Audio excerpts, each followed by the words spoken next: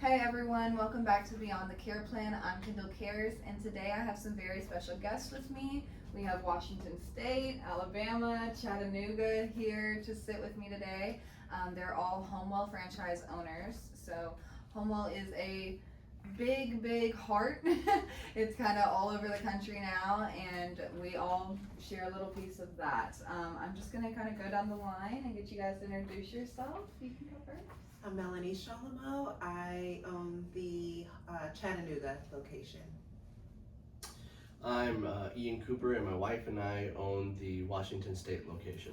Awesome. I'm Melina Whitehead. I'm not actually an owner, but I'm the care manager for Trade Moreland in Birmingham. And my name is Bertha Laster. I am the care manager for Madison, Alabama. The owner for Madison, Alabama is Paul Hendricks. Yes. So we got a few different types of people here today. We got some care managers, some owners, and then of course whatever I do on a daily basis. So we're kind of going to go into the two truths and a lie to kind of get that ball rolling and get us, a little more acclimated to each other. So you're the one that's been writing them down. So I think you should go first. Yes. I think you should go first, and then we all have to guess between each person. Okay. I didn't grow up with any grandparents. I'm related to Randy Owen from the band Alabama, which is going to show my age a little bit. And I learned how to be an advocate for other people through my son, who was diagnosed with autism at age 4. Awesome. And then what do you guys think is the truth and the lie? The last one. You think the last one's the Yeah, lie? she advocated for her son who has autism. Is the lie?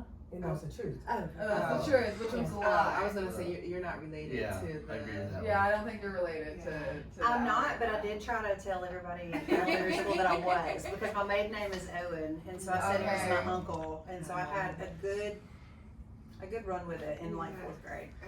It's okay. Sometimes it can be convincing. Yes. Depends on the people you're around. All right, Ian, you're up next. You got Yeah, two truths and a I got lie. 2 truths and a lie. So I'm trying to think of something that if people were paying attention to me throughout this. So I was born and raised in Montana, in a small town in Montana. I have a beautiful family of 3 young daughters. So it's a house full of girls, and I played basketball in high school and off in college. Okay. I don't think you have 3 girls. I don't think I you have 3 already know. girls. I've been talking to him every day. Ah. Same. The answer. Oh, I know his kids' ages too. Yeah. Kids' ages. It's not daughters. Yes, Yes, yes, three yes. daughters. Yes, 3. He didn't Girls. play It is 3 basketball. girls. I was just trying to throw y'all off earlier. Okay. I did not play basketball. You see how tall I am? Coordination? No, that's the lie. I did not play basketball. That's fair. That's fair. Mhm. Alright. Are we good next? Um, You want her to go next? Yeah, go ahead. 2 truths and a lie, okay? I own 2 Harley Davidsons and ride them very well and do tricks on them. I am 54 years old, and I'm related to Holly Berry. Hallie, you can't Halle even say. We don't think you're related to Hallie because you can't say her. Oh, she gave me a look. She gave you a I little should have look. motorcycles. No way. Oh, I She can can see do her on a that, motorcycle. yeah. I can see her on a motorcycle. Yeah, I'm a motorcycle. She's from Huntsville. Oh, She's from Huntsville. I I'm could've- not from there. I Oh, just well. live there. Fair enough. Fair enough. What is it? The lie was I'm not related to Oh, Harley. You got Harley on the brain. That's Yeah, I miss my bikes, yeah.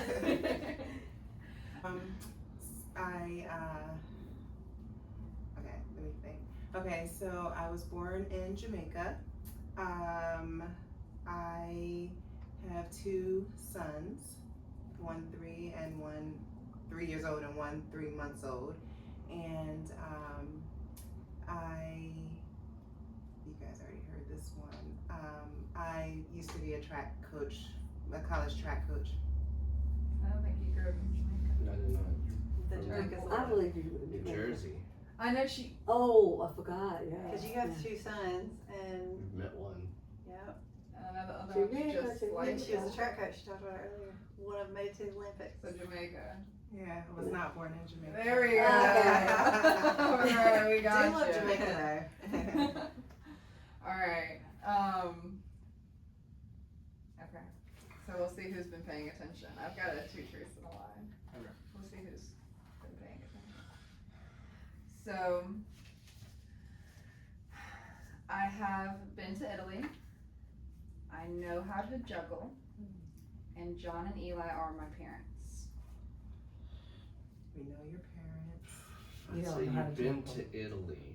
That seems like a lie. I don't know. You seem like you would practice juggling. I think so. I don't think you know how to I think she juggle. knows how to juggle. So Eli is my stepmom. Oh, Eli is that's my a trick bonus one. mom. Yes, I got Oh. y'all. Oh, you got Tricked us guys. Tricked you guys just a little bit. Yeah. So obviously I'm from Nashville. Our office is here in Hendersonville. Orientations Tuesdays and Thursdays at 10 a.m. if you ever want to stop by. But tell me where you guys are from originally, but are you guys working for Homewell now, and how long have you been with Homewell? Originally, I'm from New Jersey. Yes.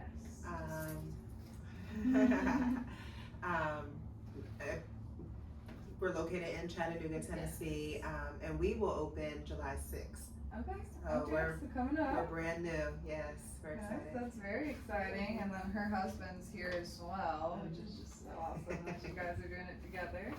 And then Ian. Originally, like I said, from Montana, moved over to Washington State because that's where my wife was born and raised. But I've been in Washington most of my adult life since I was 19, and so I won't say how old I am now, but I'm 2002. Do the math. Since I moved over, and so we haven't opened yet. We've been with Homewell since February, I guess, when we signed the paperwork to come on board and do that process. We are deep in licensing right now. The Department of Health just wrote me for more back and forth to get our policies and procedures and stuff available. Anyways, yeah. So once that's done, there's several other owners in the same boat as us in Washington. About the same time, we're all going to open. We should August, September. We're getting close towards July, a couple more weeks. So I think we haven't put a firm date, but that's. You might have the same birthday as me, August 31st. There you go. So maybe August 31st. We'll see. It's all kind of up with the Department of Health. So. And then how long have you been a care manager? Since March. March, okay. And we officially opened our doors on April 17th. And we will be having our grand opening sometime very soon. So I will let you know when it is, and you can announce it on this wonderful podcast. Absolutely. That's so exciting. And then down I'm there. from Brooklyn, New York, and way of Chicago, Seattle. There you go. I've been around. And I've been with Homewell as a care manager. Oh God, I don't remember. It seems like a year now. Seems longer. I think it's been May. The 1st of May, maybe? Yeah, because y'all opened after us. Okay, so yeah. Really? May of this year. 2026, yes. Wow, so about 2 months, and she's saying it feels like a year. That's so true. So, we're going to start with you on this one. Okay. Why Homewell? Why home care? Why do you want to be in this industry? I have a bachelor's in social work, human resource management, master's. When I did combined those majors together, I wanted to deal with people and policies, people and family, mostly family, and working in that sector. I've always been someone that has helped, even as a little girl. People will come to me and tell me their problems, and I'm like, I am just a little girl, but I've always had that gift, and I've worked in Medicaid, a Medicaid waiver worker. I've been a child advocate. I've been in domestic violence. I have been a domestic violence advocate. I am a social worker. I've been a jack of all trades. So Homewell to me is just like everything in one. It's helping not just senior citizens. There are people with disabilities, which I've worked as a disability. As a person that go into the home and a person with disability, teach them how they can make meals that are easy for them in a crock pot or things like that. So for Homewell, it's just me. It's just the companionship, the people, the trusted, service that we give to people, and having that passion. That's always been me, and it's probably always going to be me. So that's why I chose Homewell, because I could be all those hats in one.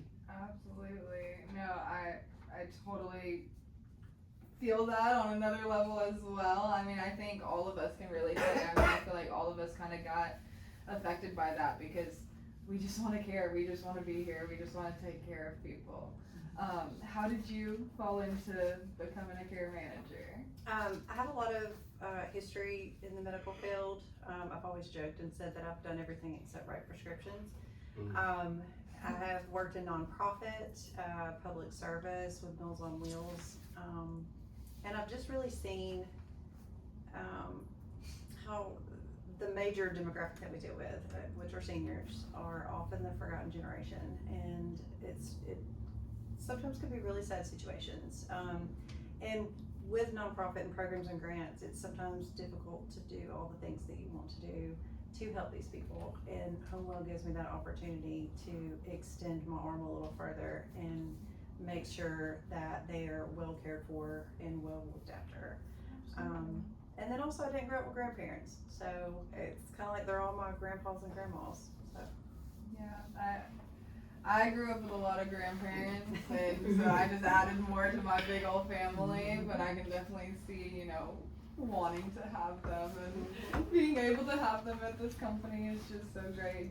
Going into every assessment and just fall in love with it. I do. With every couple. It's hard not to. it is. It's hard not to. Like, you're one client you call every day. Oh yeah, he calls me every single day, and while I've been here the last couple of days, that's the one thing he remembers, is that I will be back on Wednesday. So I'm excited to see him. I tell this story all the time. I've probably told it on podcasts already, but my very first client I ever had as a caregiver, starting to work for Homewell, he could never remember my name. He was 94 and just could not remember my name, could not say Kendall, but he always called me little girl, and he said, "I love you, little girl," every night. It just makes you fall in love with them. How about for you? Has there been times in all of this, Ian, where you fell back in love with this type of thing? I know you haven't started yet, but have you heard the stories? Have you felt the change yet? That's an interesting question, and the answer to that is somewhat lengthy, but not really, I guess. I talk a lot, so just That's all right. you can edit out what you want. So part of the idea behind all of this and in Homewell is comes a lot from my faith. So I'm a Christian, and so that servant mentality is part of who I am, to want to be out there and help people out. And it's not just old people. It's I feel like you can be more loving and caring in this than, not that you can't in the real world or in corporate America, but this seems more like that. And we were out yesterday when we went to the memory care, and I went home and told my wife, I said, I almost cried. I said, you saw all of those souls and God's people there who are at the end of this journey here, and they still need that love a lot. And it's like, that mentality of loving and liking people and wanting people is really important to me. And that's kind of where the franchise was, why I went to that route, because a lot of the other ones were not the same, where you could care, and that care actually can turn into really being there for someone. Yes, I understand we all want to make money, Right. and we are going to pay our people, and when people want to do it for free, caring and loving people should be something you do for free. But seeing those people yesterday at that stage broke my heart. But if you have a heart for people, the kind of people that I want on my team are the ones that would go in there and have a emotional reaction towards that, even if you don't have to share it, and see them and go, oh my goodness, it's like just looking at children. If you have kids and you see them, it's like the beginning of your life is the same as the end of your life, and that love should still be there. And that was kind of a defining moment yesterday Absolutely. towards that. That's the first time I've ever been in a memory care part, and it was eye-opening. Memory cares can pull on your heartstrings Oh, it does. for sure, because Absolutely. they revert back to that childlike They do. state, They and do. they just need some love and understanding and patience. Even the irritable ones, they just need They- some patience. and- They just and- need some and to- companionship. And to say on your podcast, Todd, you went in there like every one of them is his grandpa. But you also too. You were so kind to everybody yesterday. Well, So they're sweet, you know. They all are, wanted right? somebody Yeah. to say hi to them. so. absolutely, and give them a hug and talk Yeah. to them about the 40s. And so it was. I think that's one of the number one things I would say to somebody that is going out and like marketing and going to these SNFs and assisted livings and everywhere else under the sun where these seniors are. Say hi to them, Mhm. talk to them.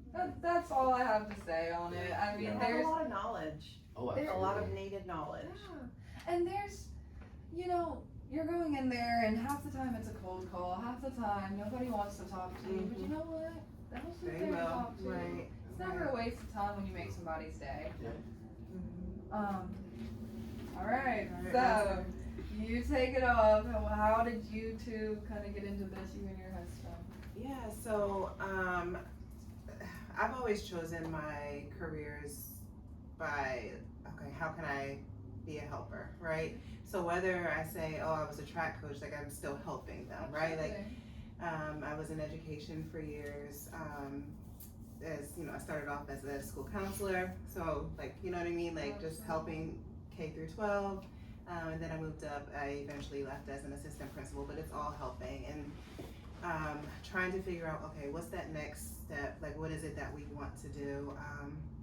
And an opportunity. You know, we heard about Homewell. We looked into it, and I'm like, you know what? That's what it is. You know, we have parents that are older. You know, and seeing, you know, just how they're changing, seeing all the care that they need, right? And trying to, you know, figure out certain resources. And our parents are in different states, right, than where we live. So it's one of those things that it's like, you know what? We can see what's happening to our parents. This is a great, you know, Homewell is a great agency, and they have lots of resources that can help us to be successful in helping others, and it just felt right. It felt like the next best thing for me to do, you know, to go into.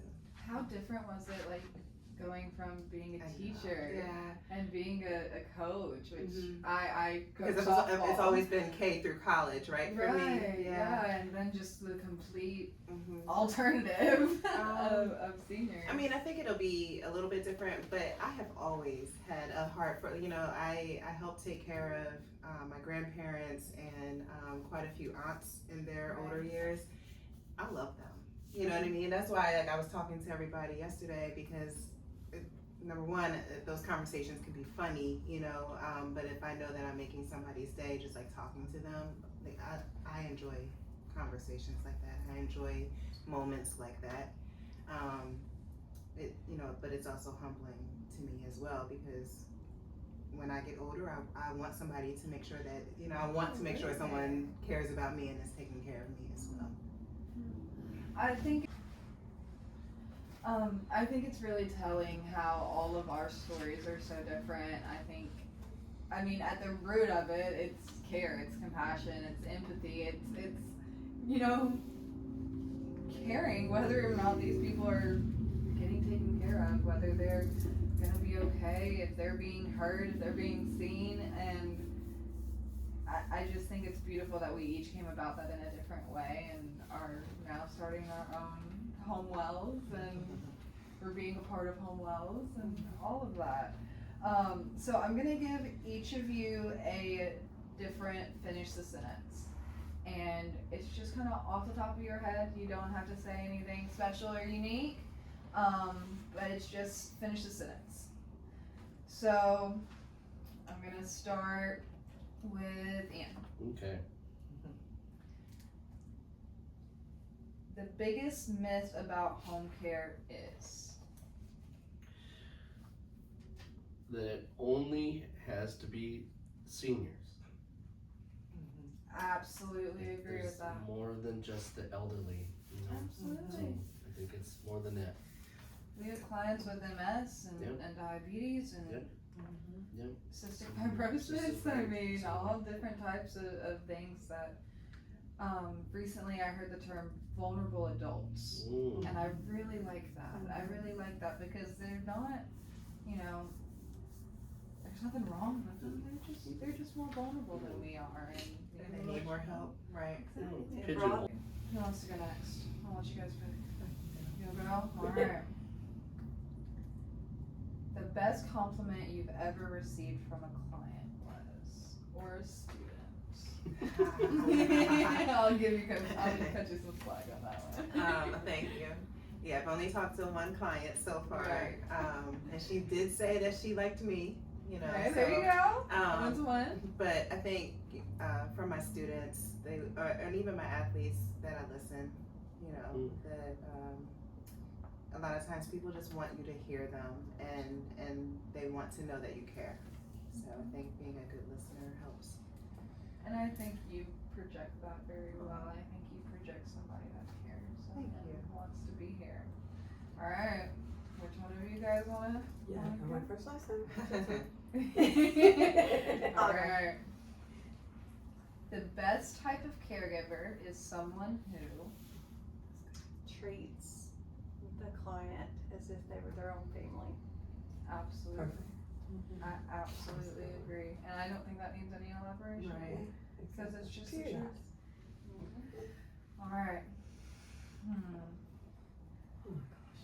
She's really thinking on I it. know, baby. I gotta give you a good one. No. So if every sorry. Okay. Sorry. Well, this says if every hospital discharge planner knew one thing, it would be. And I don't like that. The home well's the best.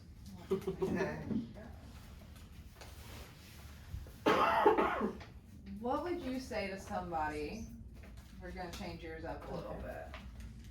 What would you say to somebody going into a care manager role? In a care manager role? Yeah. First of all, you have to have integrity. And that is the number one thing to do. When you say something, do it. Try your best. If you can't produce that before you say it out your mouth, don't say it. And most importantly, listen and give feedback. And if you don't understand what was said to you, then repeat it back. And if it's not right, they'll correct you. And then one day at a time. Have one, just don't be so hard on yourself. Take a breath, step back, and one day at a time, just do the best you can. Again, I love how this whole time it's just radiated love and care and compassion, and that's what home well is, right? Trusted care, true compassion. That's what we stand for. That's what we try to give these families. And so we are about to close off, but I am going to ask you each one more question, and then we will be done. I promise, okay? And it's a very simple one, okay? What would you say to a family who walked up to you right now and asked you for advice on any type of situation where they're vulnerable, where they're needing extra help? What is something that you would really want to get across to them when you talk to them? That I hear them. That you hear them? That's beautiful. Get their story. Because if you just start spitting out resources or ways that they can look for help, those may not apply to their specific situation. So hearing them, letting them know they're being heard, gets them to open up a little bit more, give you a little more detail, and then you can better give them advice on resources or care or just anything that they might need. Absolutely. I love that. Anybody else want to answer that one? What would you say What to I a just client? said. Same thing you would say? Yeah, don't be so hard on yourself, and breathe. Take some time to think everything through and just breathe. It's all gonna come together. I think with top of what you said, listening is really key. And I'm here to help, but also do your research. Absolutely. Because find the right person that fits your guys' need, the right organization, and I'm also here to help. You know, and I think that's important to not come in and be like, well, we're the best and we're these things, because that doesn't mean you're listening. Right. You know, because is showing them that you care, and then hopefully seeing that you have integrity and you're genuine and you're not just trying to sell your organization, that might come back to you. And if not, and they pick a competitor, aim into that too, because someone's still providing them care. Because do we care that they come with home, or do we care that they're being cared for? So I think that's important to come across to the people that you talk to. Absolutely. That. I think if they're telling their story, you know, besides listening, right? I think asking, what is it that you want to happen? You know, that's key, because sometimes in our heads we'll have a whole bunch of, oh, I know this, you can go to this resource and that resource, but they may not want that, you know? So trying to figure out what their needs, what it is that they want, and then that will then guide you with the rest of the conversation. Well, none of it matters if at the end of the day they just want one Right. visit once a week, you Yeah. know? I mean, we can say all day, hey, Yeah. you know, we'd love to come in here and help you out every day and just do a puzzle with you. But if they only want one day a week, us being there every day, Charlie's gonna do more harm than good. But I like that a lot. Is there anything else you guys would like to touch on before we close up for the day here on Beyond the Care Plan? I will say, just personally being in the caretaking season of life, as you mentioned, your parents are getting older. I lost my dad about 6 years ago, and then we've been my sister and I have been caring for our mom here and there through different, falls, illnesses, things like that. But I think that gives you a whole different perspective on how to better care for someone when you've been a caregiver yourself. Especially for a family member, because it's hard to watch your parents age. It's hard to watch, your dad, your superhero, your mom who makes everything happen, suddenly need help. And I think that certainly I feel gives me an advantage to be able to help people a little bit more, just because I'm in that season of life, and once you've lived it, you know how to better help people. And I think people in our roles, I think it is important to at least know what these caregivers are going through, right? Most clients are going to be take a little step back if my dad walks up and says he's their caregiver, right? just a little bit. But my dad understands what a caregiver goes through and what a caregiver does do, because, we want to care for all these clients. We want to be here for all these clients, but my caregivers, I got to take care of them too, so they can go in there, and I can't take care of people I don't understand. But it's also important too to let their family members know, hey, I know this season of life is hard and it's overwhelming when you're still raising your kids and have a full-time job and all the things, and let us take some of that worry off of your plate. And that's kind of what I tell the daughters and the sons and the grandkids, when I do talk to them, that I know what that worry feels like, and let us lessen that a little bit.